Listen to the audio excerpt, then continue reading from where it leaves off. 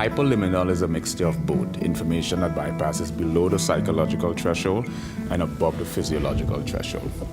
And then we have hypnosis. Hypnosis is basically, our brain oscillates in different brain waves. You have the alpha, beta, delta, and theta.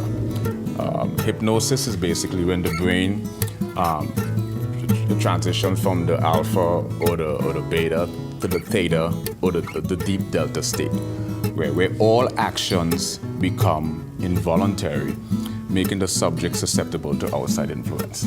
Yeah, suggestion and all of that. Suggestion, right. And then neuro-linguistic programming, often used interchangeably with natural language processing because they both consist of the same abbreviation, NLP. Mm-hmm. But natural language processing is like a multidisciplinary discipline. It's a correlation between computer language and linguistic models.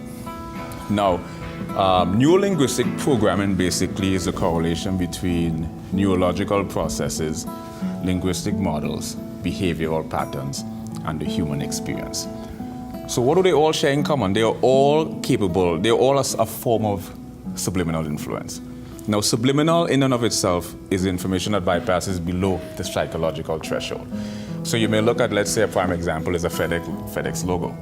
But FedEx logo have like a sacred geometric shape ingrained in the logo. No, your conscious mind is incapable of seeing that, right? Yeah, so there's a logo that you're looking at, and you know that it says FedEx, right. But then there's also symbolism hidden in that, right, which communicates on a deeper level, and any kind of good logo will do that. Yes. It'll be recognized. Where I approach mental disorder from 10 key areas. Philosophical analysis, psychological analysis, a physics analysis, a musical theoretical analysis, a linguistic analysis, parapsychological